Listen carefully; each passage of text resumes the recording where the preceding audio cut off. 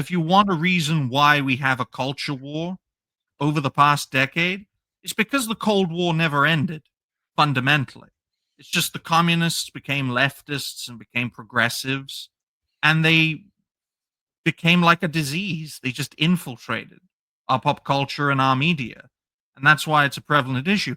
Thankfully, there's been a pushback through a coalition of even social democrats, liberals in like the British term, like centrists, at conservatives, and even people who you would say are on the far right. This massive coalition has worked together on every front to try and stop this madness.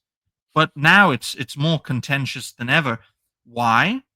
Because the opposition, which is what I call them, are still in the institutions. They're like termites in the wood. Can't get rid of them, or cockroaches in the cracks. It's very hard to get rid of them.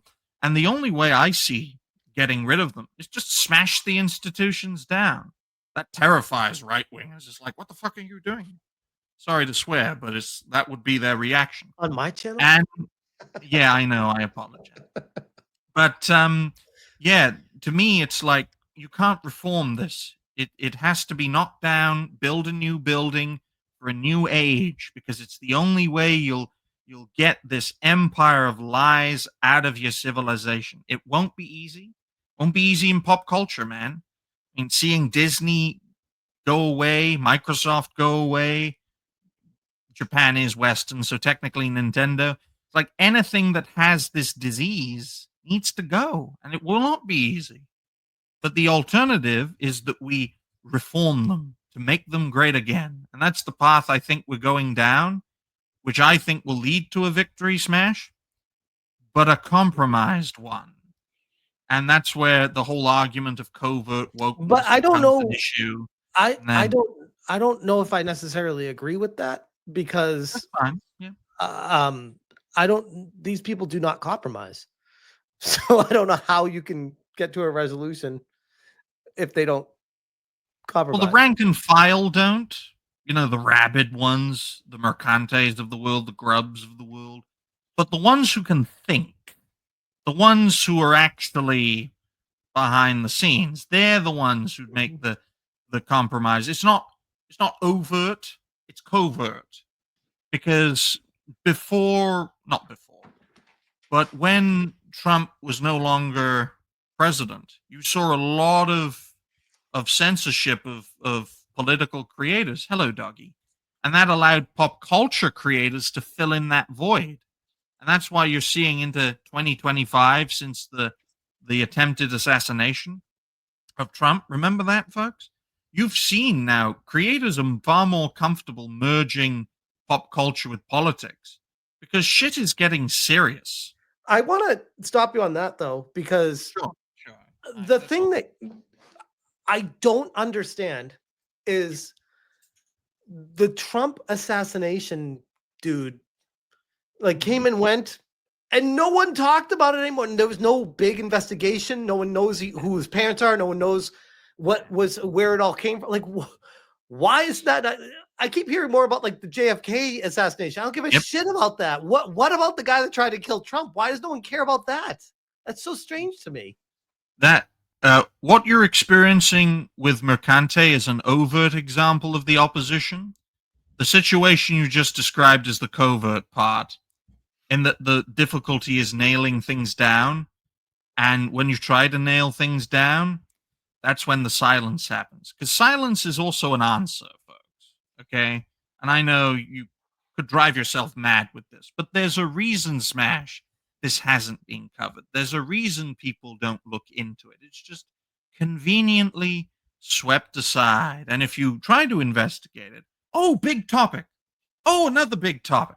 Oh, look, another big topic.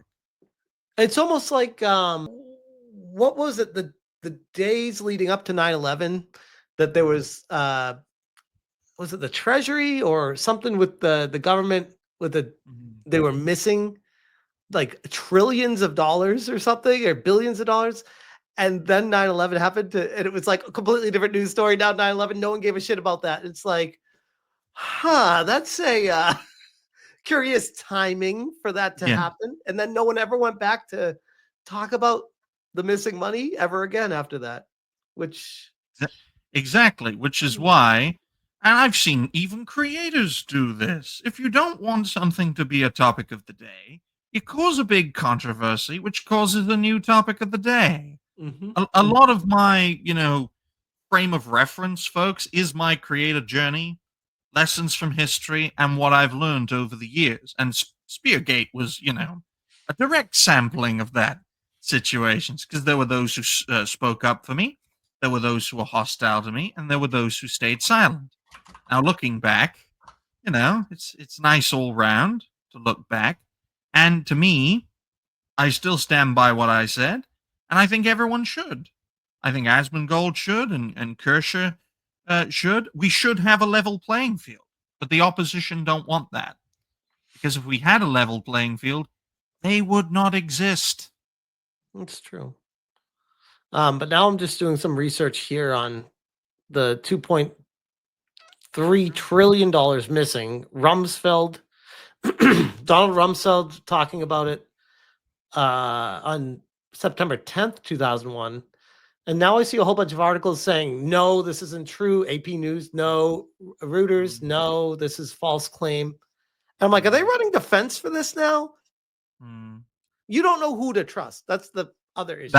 That's the other big problem, because I think during the Cold War, we could trust our institutions. Yep. After it, even in the 90s, and I know everyone loves the 90s, but after the Cold War, it's like all the sleeper agents woke up. And it's like, shit, we're on our own.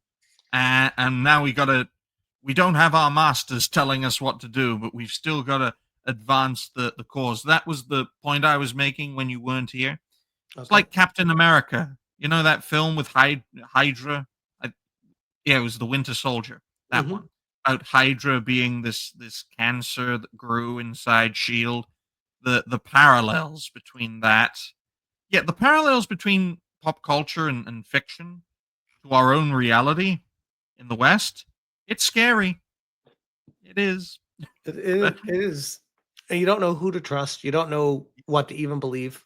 And there's a video that I saw about a year ago now, and I've referenced it before, and I think we brought it up. I've never showed it up on the channel, but it was back in, I think it was the 70s or the 80s. There was this video of a CIA agent talking about how you would try to take capitalism down.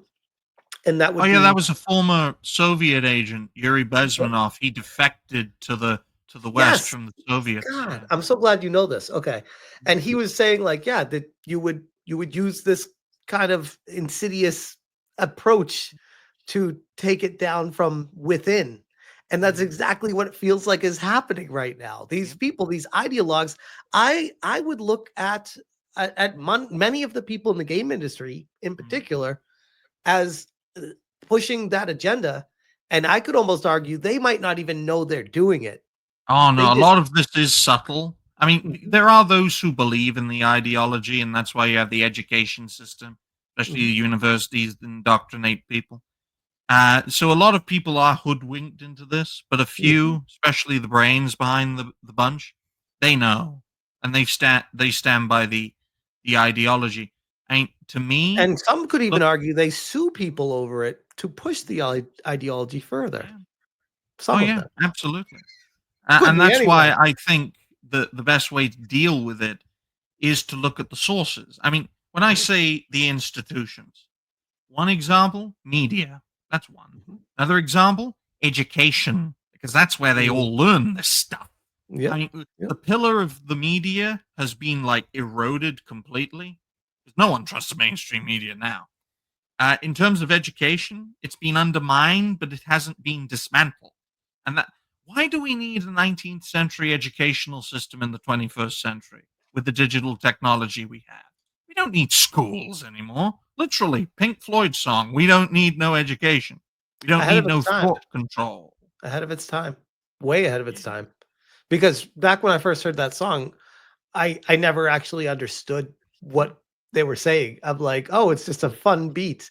And now looking back at it, I was like, Oh, no, they were ahead of their time. I Yeah. understand it. We got Eric Jenkins for the 2 says, once you move to America, you will get it. Ryan, will you ever move to America? Most likely not.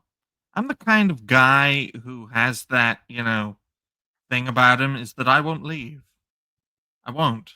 I will stay here and You're make my stubborn. own land You're stubborn. good. Got it.